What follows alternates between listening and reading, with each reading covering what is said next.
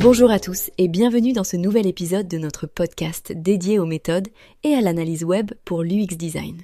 Aujourd'hui, j'ai le plaisir d'accueillir un expert en expérience utilisateur. Bonjour et merci de m'accueillir, je suis ravi de pouvoir partager mes connaissances avec vos auditeurs. Dans l'épisode précédent, nous avons abordé les métriques et mentionné qu'il en existe à la fois pour le web et pour l'UX. Il est maintenant temps, dans cet épisode, de parler spécifiquement des métriques UX.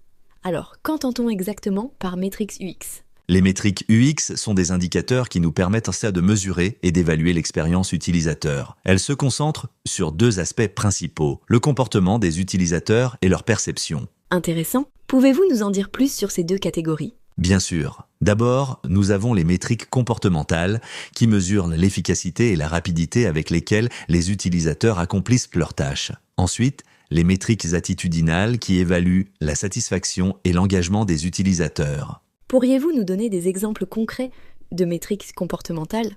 Prenons par exemple le taux de réussite des tâches qui mesure si les utilisateurs parviennent à accomplir ce qu'ils souhaitent faire. Nous avons aussi le temps consacré à une tâche qui évalue sa rapidité et le taux d'erreur de l'utilisateur qui indique les obstacles rencontrés. Un autre indicateur intéressant est le ratio entre la navigation et la recherche qui nous montre comment les utilisateurs explorent notre interface.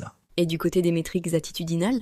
Pour les métriques attitudinales, nous utilisons principalement trois indicateurs. Le CSAT, qui mesure la satisfaction client, le NPS, ou Net Promoter Score, qui évalue la probabilité de recommandation, et le CES, Customer Effort Score, qui mesure l'effort nécessaire pour accomplir une action. Leur analyse peut révéler des opportunités clés d'amélioration. Comment ces métriques sont-elles utilisées concrètement ? Ces métriques servent de guide pour les designers et les développeurs. Elles permettent d'identifier les points d'amélioration et d'optimiser l'expérience utilisateur de manière continue. L'important est de les utiliser de façon complémentaire pour avoir une vue d'ensemble. Quels outils peut-on utiliser pour mesurer efficacement les métriques UX, qu'elles soient comportementales ou attitudinales ? Pour les métriques comportementales, comme le temps de tâche ou le taux de réussite, des outils UX comme Hotjar, Crazy Egg ou UXTweak permettent de collecter des données précises. Pour les métriques attitudinales, comme le CSAT, le NPS ou le CES, des plateformes comme SurveyMonkey, Google Forms ou Qualtrics simplifient de leurs calculs grâce à des questionnaires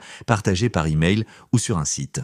Merci beaucoup pour ces explications très claires. Un dernier mot pour nos auditeurs ? Je dirais simplement que les métriques UX sont des outils précieux, mais qu'il faut toujours les mettre en perspective avec le contexte spécifique de votre projet et les besoins de vos utilisateurs. Merci à tous de nous avoir écoutés. À bientôt pour un nouvel épisode.